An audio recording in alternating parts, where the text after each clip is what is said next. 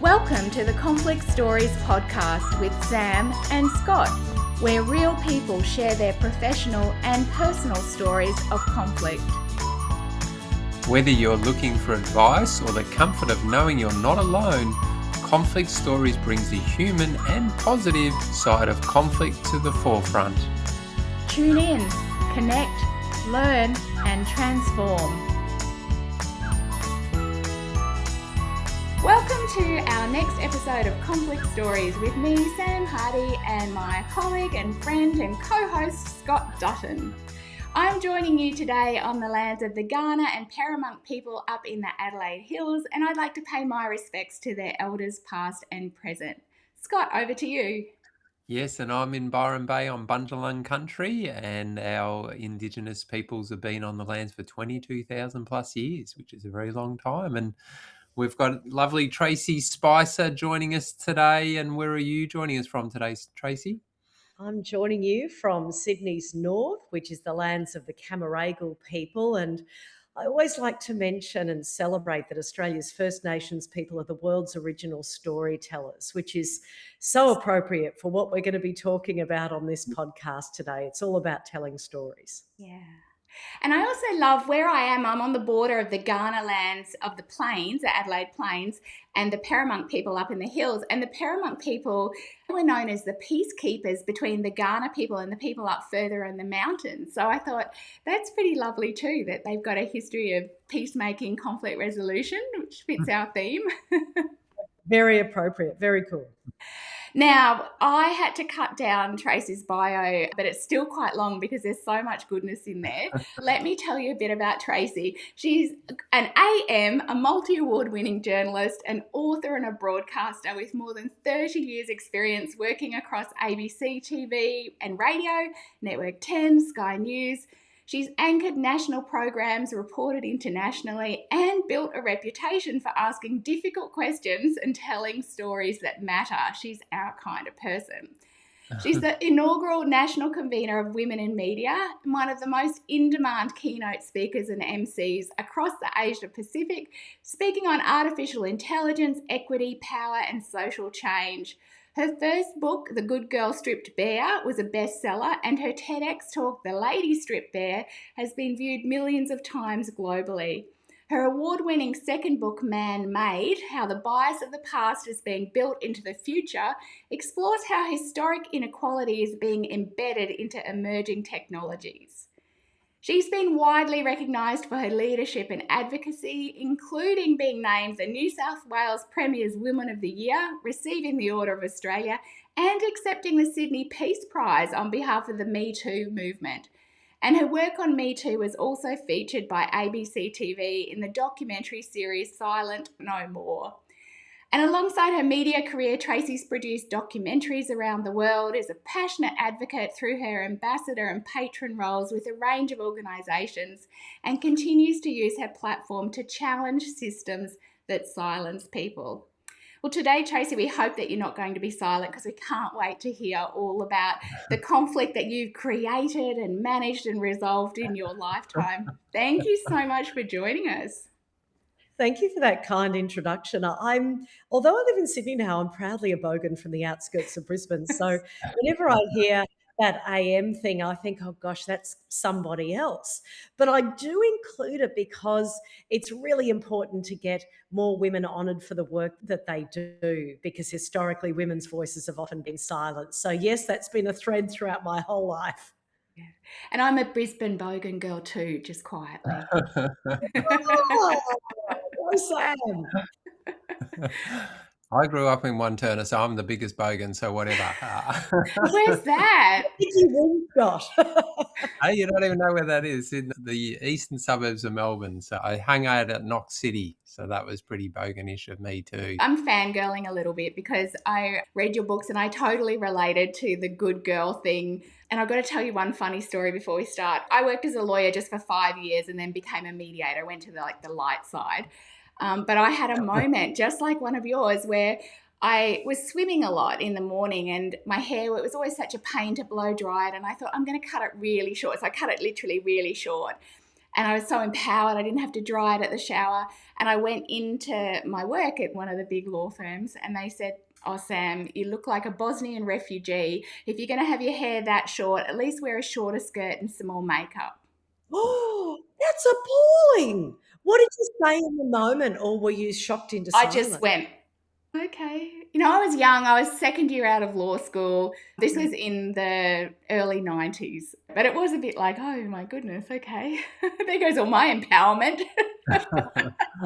I'm so sorry that happened to you, and that kind of thing stays with you. You'll probably be appalled to hear that I still get comments like that. When I went grey over the last 5 years, one of my main clients, I MC his televised awards ceremony every year. I walked in to do the MC job with grey hair, and he said, "Why did you do that? Do you not want to work anymore?" And this is in recent years, and I'm like, oh my goodness, I'm in my 50s and this is still happening? Yeah. Really? It's not fair, is it? Scott can have grey hair and everyone thinks he looks handsome and salt and pepper, and then we get judged. Which he does. Yes, exactly. We should be able to as well. Exactly. Right. That's right. Now, Tracy, we've got so many questions for you because, as Sam said, you have had an amazing life, so many different areas, and we've got probably too many questions for you. Anyway, the one we like to start with is just in terms of your childhood growing up in Brisbane and how conflict was in your family.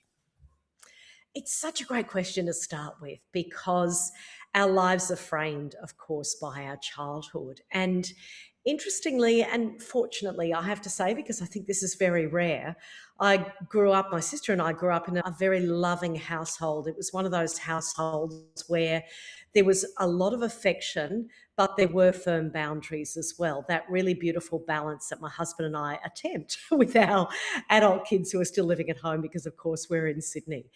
Although, in retrospect, my mum and dad were very different people. Mum passed away about 25 years ago, sadly, but mum was always a very strong, powerful, forthright character, always talking about, fighting for justice and stuff like that. Dad was always, and he's still with us, he turns 85 next month.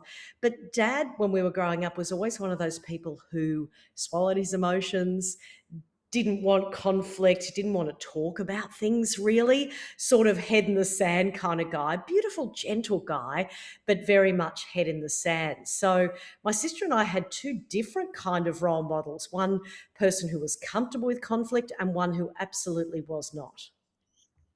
And did each of you take on a different role, or did you manage to combine the best of both of those parenting conflict styles?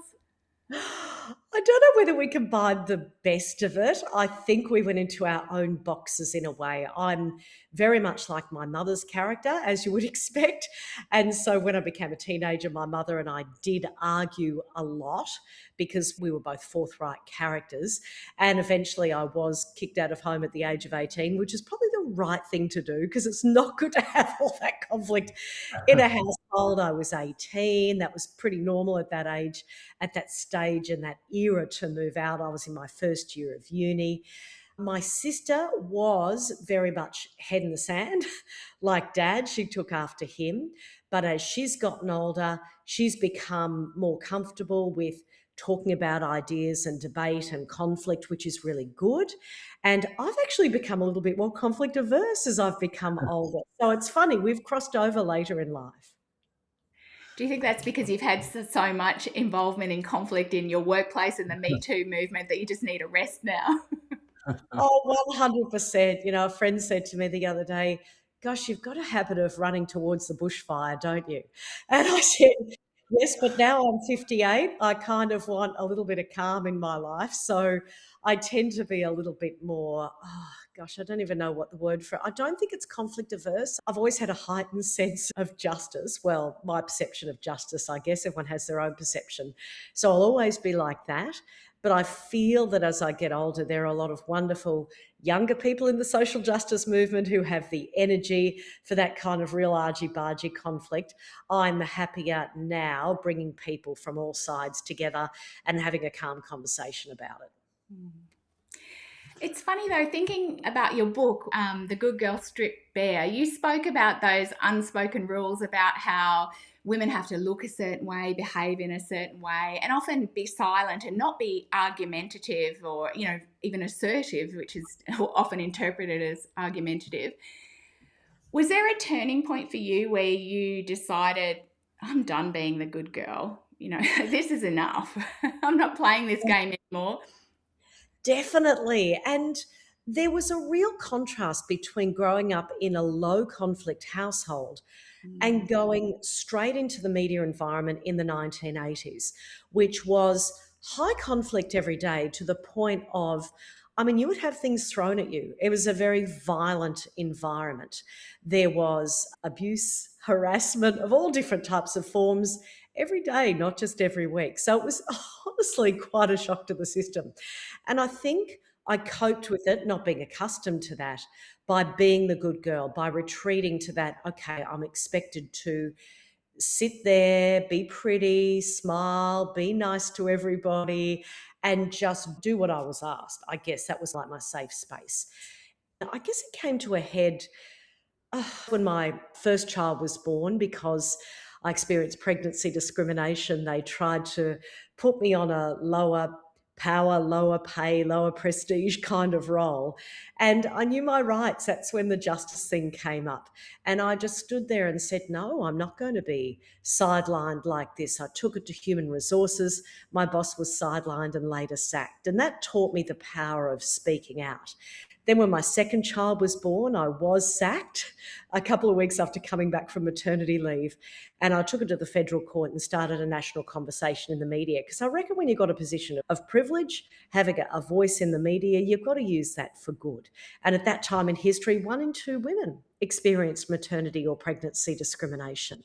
I received about 800 emails back in the day from women, but also men saying, this happened to my wife, this happened to my daughter, this happened to my aunt, this must stop. And that taught me the real power of trying to create that systemic and legislative change, particularly to protect people in the workplace. So, yeah, I did swallow a lot of that sexual harassment and abuse for a long time, probably for longer than 15 years. And then finally, those experiences lit a fire in my belly that to a degree burns to this day. And I guess to a certain extent, when you're young and you're starting out in your first job, you have to kind of do that to stay safe and to stay employed, don't you? But as you grow in confidence and you understand those unwritten rules, and particularly becoming a parent, we think about the next generation and what might happen to them in that role. It does fire you up a bit, doesn't it? Yeah, I mentor a lot of young women now, and a couple of them in particular are working in newsrooms that aren't as bad as the 80s and 90s, but in a way, it's worse because it's more covert. They hide the bullying better these days. And there's still that power imbalance. They're young, they want to build their careers, they don't want to be sidelined, they don't want to think they'll be kicked out of working in the industry that they love. So there's still a lot of covert silencing. But the good thing these days is a lot of people are joining together and realizing the power of collective action. Whereas back in my day, there was only a handful of women. It was a very competitive industry. It was hard to get a mentor or a sponsor because it was that scarcity mentality. Everyone was fighting for themselves. So I can imagine, Tracy, that took a lot of courage to be able to stand up to that abuse over many years and inappropriate behavior. How much courage did that take? And was there sort of a lot of inner conflict for you to stand up to that and really, I guess, put yourself out there to be criticised again for standing up? It's lovely of you to say that it was courageous, but I think it's important to acknowledge that, I am a white woman with privilege. I had the support of my family, of my husband, of my extended family. I had colleagues and former colleagues who did support me through that. A lot of them turned away, but I did have a core group that supported me. And it was funny because when I gave birth to my second child and I was given that press release to sign saying I was leaving the network for family reasons, I knew that had happened to so many of my friends. When they had babies, they were given going away parties. They weren't given maternity leave parties. There was no such thing. And so there wasn't even a second in my mind where I thought, I'm not going to fight this. I think it's just something in my character. Also, the timing, I'd absolutely had enough. The support of my husband, but also my husband was really wise, because when our daughter, our second child, I was breastfeeding her, we were starting the federal court action, and my husband said, "Do you know what? It's important to fight the good fight, but your health is more important." Because at that point in time, I had postnatal depression, I had mastitis 5 times, I collapsed on the floor. And he was really wise to say, yes, fight the good fight, but you can pull back and look after your health. There will be others who continue the fight. So that was really a great lesson in the fact that, yes, stand up for yourself. And the more you do it, it's like building a muscle at the gym, you become stronger. But understand that there are others who'll step into the breach if you need to step back. There's a book that I just read called Defy by Sunita Shah, and it's really interesting. She's talking about how you can say no in a world where you're conditioned to say yes. So it's a bit about being a good girl. And she talks about things like sometimes the circumstances make it not safe for you, but there's things you can do to build up support around you, like what you had with your husband and your extended family and some of those colleagues. And I hear a lot of that reflected. I think you could have written that book probably from your experiences, but it might be something you're interested in having a look at, because it's very much about also handing over the baton to people who are following, so you can set the foundations for future generations to defy unfairness, which is what you clearly did. Oh, I'd love to read that, because, it's great speaking to people a generation older than me, because every generation takes it further. And they talk about that too, that there are safe ways to advocate and to protest without impacting your mental health, because I had some pretty bad mental health impacts from the Me Too movement. If I had my time again, I probably would have done that differently. There was a great deal of conflict associated with that. So you do live and learn, and that's important to pass down to younger advocates so they do it in a way where it's sustainable. Speaking of the Me Too movement, Tracy, obviously you were a central figure in Australia around that. What was the biggest conflict that you faced during that time? Oh gosh, how long have you got? I mean, I'd had, by that stage, a lot of trolling over my career, as anyone does who puts their head above the parapet, particularly with the growth of social media. That was a wonderful thing. It allowed marginalised voices to be amplified without the gatekeepers of the mainstream media, but it also opened people, particularly those from marginalised communities, to abuse online. And although it starts out and you think, oh, it's only abuse online. I'll go for a walk down the street with the dog or a walk on the beach and people aren't physically attacking me. It feels like you're being physically attacked when you've got a pylon that's almost of a national scale. So I guess the abuse started with groups that were, in retrospect, organised globally, particularly of what we now know are incels and a lot of marginalised young men who've joined together to attack any woman who speaks about women's rights and empowerment and feminism and things like that, because they feel threatened. So it started with that.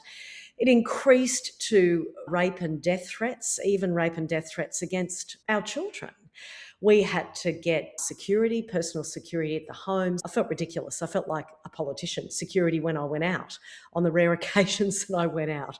So it was online and it was potentially public violence when it came to threats as well. The conflict, I started trying to push back online and saying, look, there are very real victim survivors here. We can see it from the statistics and from the anecdotes. There are ways forward to protect people in the workplace and broader society.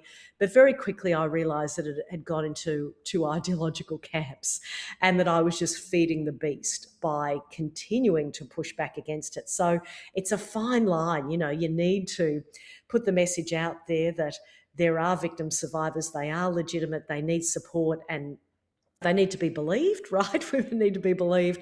But then if you go too far, you're just feeding a lot of the detractors.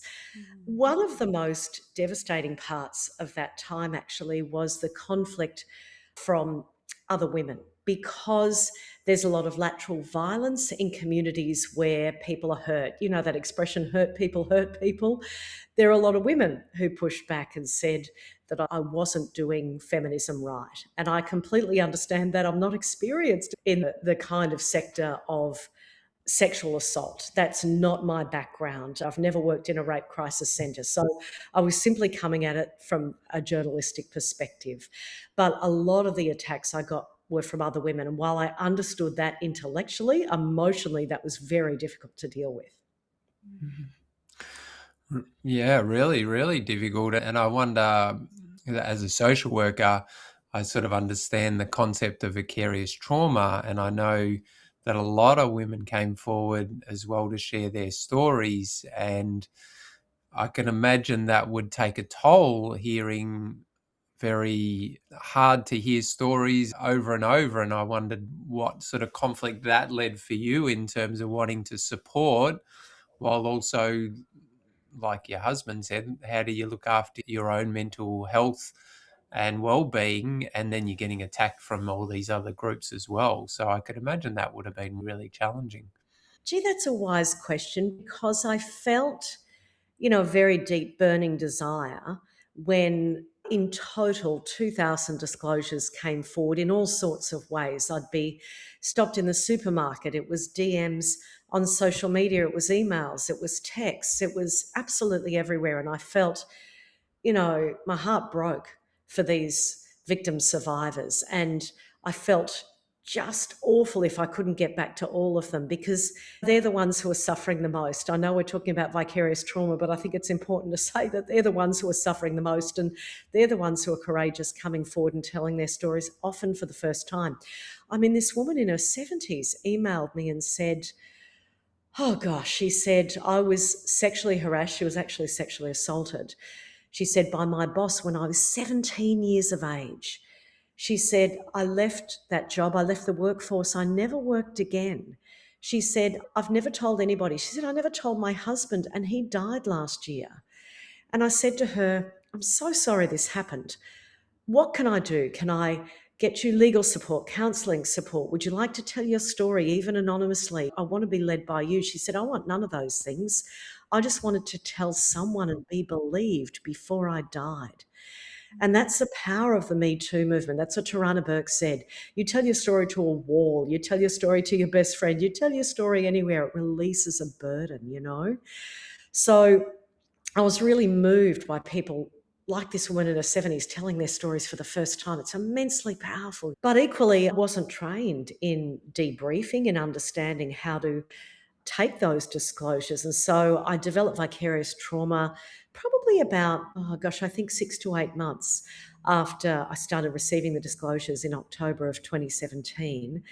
And I had to withdraw from everything because it was very, very serious. I developed a major depressive disorder.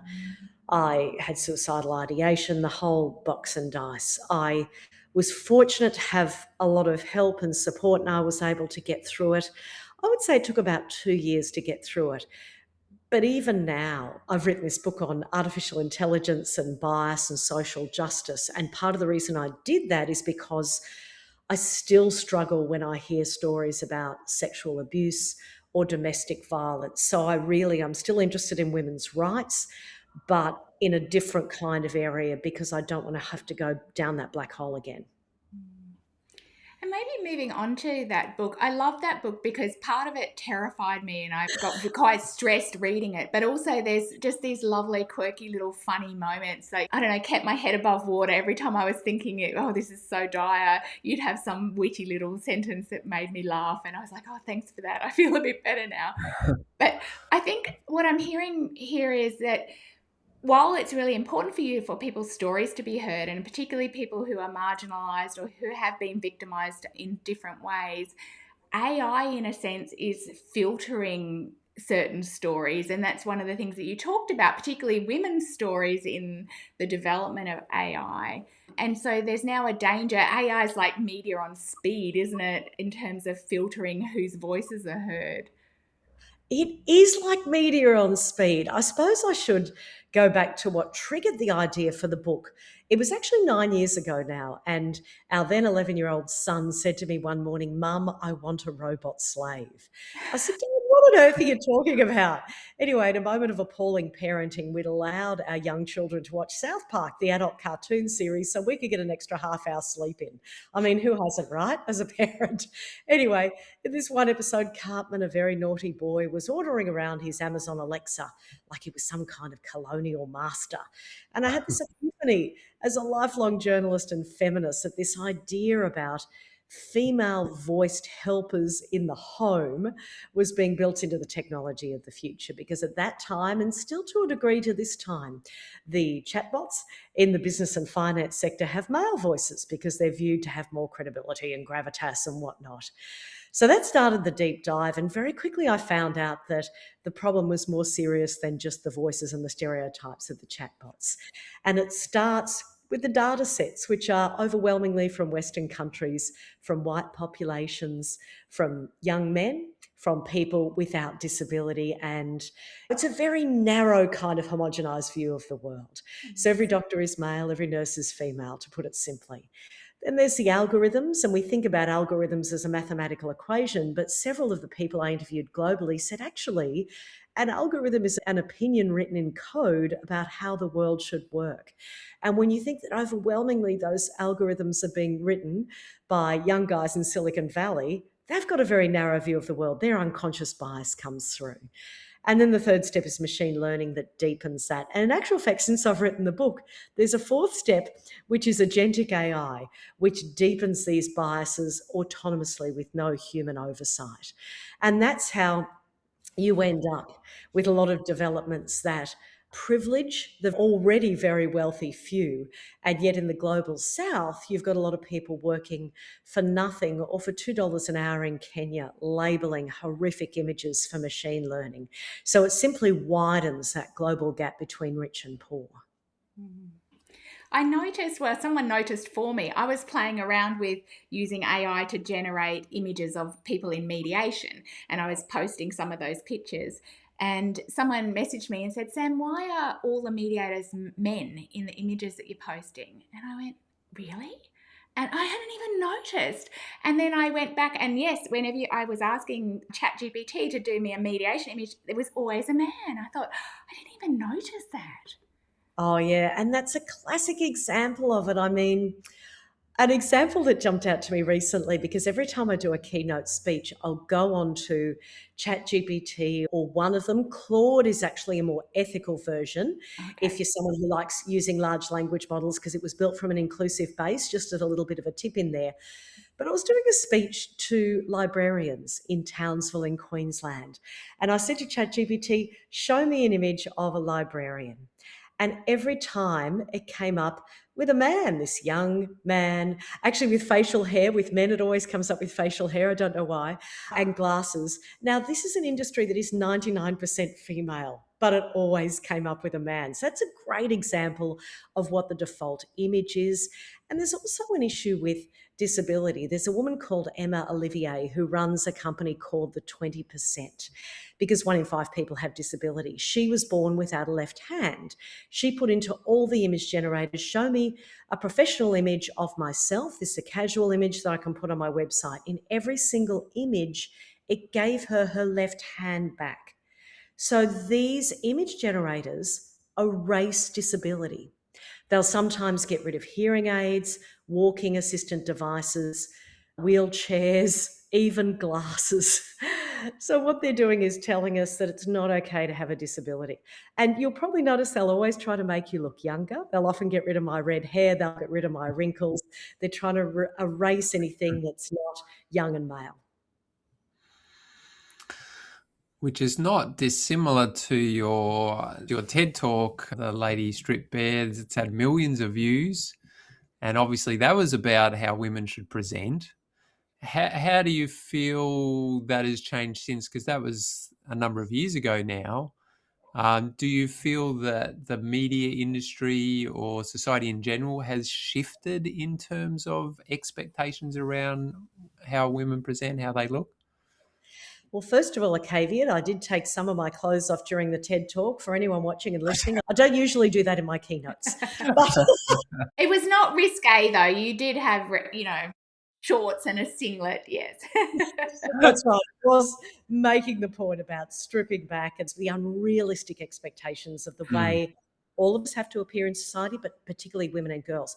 And do you know what I found interesting with AI, and particularly having a 19-year-old daughter and seeing what she sees on Snapchat and Instagram and TikTok and all of that, is that we have improved the conversation around this area, but the reality has actually worsened. And I'll answer how it's worsened by way of anecdote when it comes to artificial intelligence. When we created the cover of my book, I sat down with the graphic designer and he said, let's use AI and see what it comes up with to make a point. And he's a graphic designer. He wanted to start a conversation about job losses in his industry.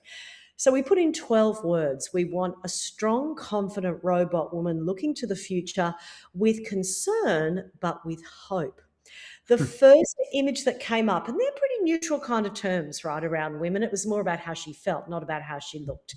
The first image that came up was of a highly sexualized gold robot woman with a tiny waist and huge, enormous breasts and massive biceps, because the only way the algorithm understood strong woman was with massive biceps.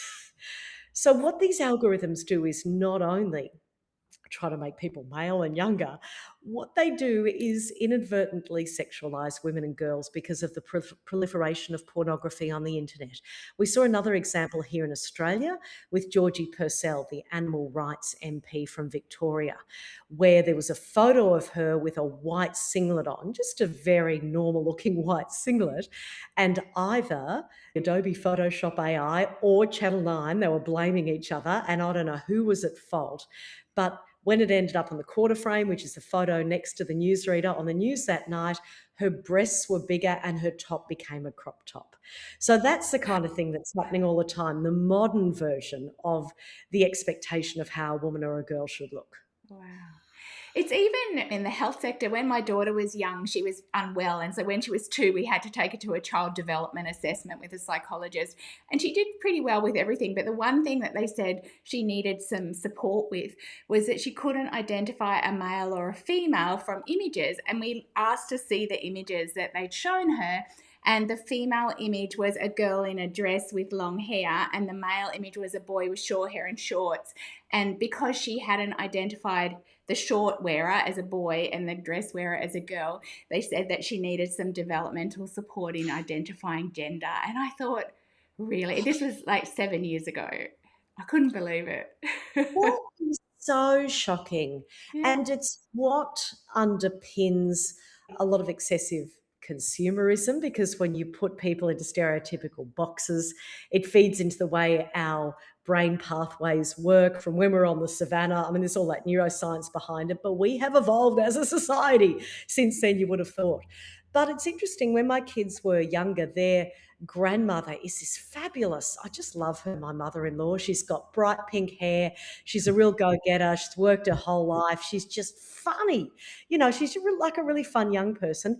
And yet when they were at school and asked to draw a grandmother, they always drew a hunched over grey-haired woman with a walking stick. And it's like, does your grandma look like that? So that shows how we absorb the stereotypes around us subconsciously in a lot of ways. We continue to be forced into boxes. And look, a lot of these AI systems are actually misgendering transgender people because they're trying to put people into those really binary boxes as well. mm. What's the answer, do you think?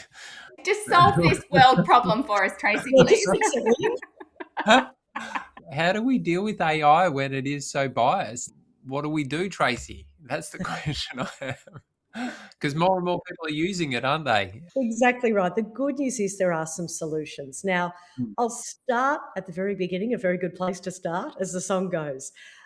About 7 years ago, a Nigerian tech worker went into a Marriott hotel and tried to use an automated soap dispenser. It didn't work for his hands, but it worked for the hands of his white colleague, and it worked for a white piece of paper. Now, how on earth does that happen? Well, we think of big tech as big, and certainly they have profit margins larger than the GDPs of nation states. But every group making each innovation is small, usually 2 or 3 people, and they test it on themselves and their friends. So these young guys had only tested the soap dispenser on their friends who had white hands. So the very first solution has to be inclusive design and testing. Before the advent of Braille, one of the most wonderful innovations in all of history, sighted people tried to do it. They wasted time, they wasted money. We need everyone at the table to create the tech innovations of the present and the future. So that's the first step. The second step is we need audits of both the data sets and the algorithms for bias. And that's already happening in New York City, particularly if you use hiring algorithms, which is one of the areas where the bias is so deep. If you're over 50, if you're a woman, if you've got a disability, the algorithms will just put your CVs to the side if it picks up any clues about that. So they've got bias audits there every year. And if companies fail those audits, they have to pay a fine. So that's important. In the same way as we have gender pay gap audits these days, that's crucial. But the next step is something that we can all do ourselves. And it's either called human in the loop systems or machine teaching, which is, to your example before, Sam, whenever you're creating images, say to ChatGPT or Claude or Gemini, look, that's really biased. Why did you default to a male image? And over time, it becomes better. There's also movements around inserting intentional bias into data sets of images and words. Now, that was done in a little bit of a clumsy way 2 years ago. It's actually getting more sophisticated, which is better. But I think the most important thing that we can do is we forget that we live in a democracy, and as members of civil society, we have rights and we have power, that we can contact our local members and say we want regulation and legislation. As consumers, we have power in our purses and our wallets. We can stop supporting the worst offenders like OpenAI, which is why I've moved to Claude and Anthropic instead of ChatGPT. So yes, we live in an era of the tech oligopoly, there's no doubt about that. But if we don't push back, then what will the future look like for the next generation and the one after that? That's great advice. I'm going to go a little bit off track for a moment, but I know that you experienced long COVID, and COVID was a time where all conflicts became kind of magnified and heightened, and people's stress levels were higher in general, so they were less open to maybe more appropriate conflict management techniques. But I wondered whether you experienced conflicts around having COVID and long COVID, and what you noticed from someone who's experienced that. Oh, yes. As you remember from the pandemic, we saw the best and the worst of humanity, didn't we? We saw people going into different camps and fighting each other at one of the worst times in history. And yet we saw the best in people, helping their neighbours. We saw beautiful coming together of communities. With the long COVID, it was really, really interesting because at the time that I got it and started speaking out about it, I wanted to speak out about it because I figured I'm a journalist, I can do a deep dive on the research, and I can, I suppose, give a platform and give voice to other people who'd been silenced, honestly, for decades, particularly if they had what we used to know as chronic fatigue, ME/CFS, or POTS, which is dysautonomia, fibromyalgia, Ehlers-Danlos syndrome. There's a whole bunch of conditions under the umbrella, some autoimmune, some post-viral, some post-bacterial. One of the few things that you can do well as a journalist is to take complex topics and explain them simply. I wanted to try to do that. But there was an enormous amount of pushback, particularly from medical professionals, which was immensely frustrating. Now, I understand that intellectually. They don't learn at medical school. I think they might do 2 weeks on chronic fatigue. That's about it. But none of them had known about long COVID. But it was immensely frustrating when you've got 12 spoonfuls of energy a day and it takes 4 spoonfuls to cook a meal. So you're just barely getting through the day. I was in a wheelchair for 8 months. I was in and out of bed for 2 years all up. So to get the energy to go and see a doctor and then to have them, I actually had some of them laugh at me. I had one of them say, "You're just depressed. Why don't you go out and see a concert to cheer yourself up?" In a crowd after I'd had COVID and developed a post-viral illness.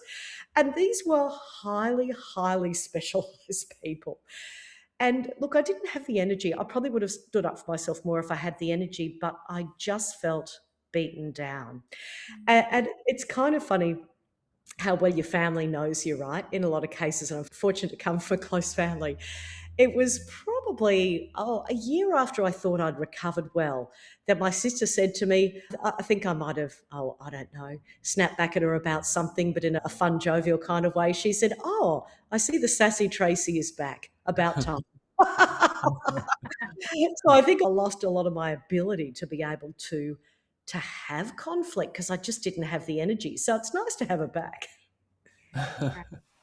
So where are you now, Tracy, with that? Do you still have any effects? Yeah, look, this year has been the year of testing how far my brain and body can go. I did a 5-day trek climbing mountains in New Zealand, which is probably one of the hardest things I've ever done. But I made it and I didn't crash afterwards. We call it a crash when all of our spoonfuls are gone. So I trained properly, I paced, I rested in between, I ate well, I did all the things to build up the strength in my body. So that was fine. I did another trek up to the top of Kosciuszko. That went well. I've been overseas 3 times this year. I've worked incredibly hard this year, had one of my busiest years, and I still haven't crashed yet. So what I would say is I'm 99% better because when I'm run down, I start to feel some of the long COVID symptoms coming on. But I know the strategies to be able to not go over the edge. And I kind of figure that's a gift for life because in this busy world, we all push ourselves too far. We don't rest enough. We don't pace. And learning that from the MECFS community, I mean, they're so wise. They're absolute warriors. Tracy, are you planning another book by any chance? Anything that you're working on for the future? I actually am. I'm about to do a book pitch, which is nerve wracking because you guys know this, like writing a book, it truly is that eating an elephant thing. It's, oh my goodness, it's such a big 80,000 words. It's a little bit frightening embarking upon it, but it's such a joy to see the blank screen or the blank page and think, oh my goodness, I can fill that with something from my brain. That's amazing. It's fun. I find writing really fun. Yeah, everyone has their thing that puts them into flow, and that's my thing. So it will be something at the intersection of technology and society because I've become quite fascinated by what we can do to quite literally build a better future. Great. Nice. Oh, I look forward to that. And do you have any conflicts currently, Tracy, that we can help with? You got 2 mediators here. Look, I actually do. I'll be completely honest with you. My husband and I have always prided ourselves on trying to be those firm but warm parents. We've got wonderful kids, 19 and 21 years of age. I never thought that having kidults at home would be one of the most challenging times because, they want to spread their wings. They want to be out in the world. They're wonderful and delightful to be around most of the time. But by golly, that tension between them wanting their freedom and you wanting them Yeah. to help out around the house is very real. And I'd love some strategies to deal with that. Thank you. Okay. I will give you my card, Tracy, and we can work something out. We'll do a group mediation. The trickiest thing about that situation is it's not like they're flatmates where you've all come into the household equal, so you can navigate your rules, because you've started off living in the house where you definitely had a kind of power relationship or a different status, and now they're kind of equal to you and you've got to renegotiate that relationship and how the rules work and who can set them. Oh, that is so true. I will definitely contact you about this in a professional perspective. I think you just have to have it like a flatmate house meeting. That is a really good idea. Thank you. This has been free counselling. Woo! Oh, this is wonderful. Look, thank you both for what you do because this is so deeply important. You are very wise, Tracy, and you have worked with so many different people and had so many different experiences and stood up and advocated and so much conflict in your life. We're not sure if you created it or anyway. You created the right sort of conflict, and conflict in itself isn't a bad thing. It's about intentionally getting into it for the right reasons. And I think that's what you've demonstrated. You not just created conflict or got into conflict because of bad communication skills. You got into it because you believed in something and you cared enough to take a stand. So I think we should say that you've created the right sort of conflict. What we're trying to ask in a really slow, long-winded way is, what is one conflict, Pearl, from all your experiences? what's one thing that you've learned that you think that would be really helpful for other people to be aware of? Oh, yes, I know what I want to say here, and I feel it very deep in my soul.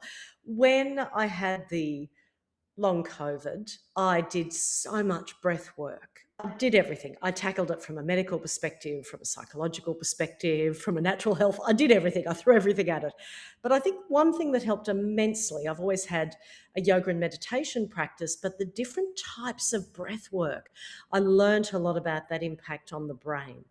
And one thing that I've always tried to do since doing that breath work is when I feel that fight, flight, freeze, or fawn starting to happen, particularly around the kidults, I just take that deep breath, and I'm constantly saying to my friends and family members, if they say, "Oh, look, I just lost my top, I just blew up," I'm constantly saying to them, "Look, I know it's really hard, but please just try to take one deep breath before you say something." And I think that's an absolute gift for life.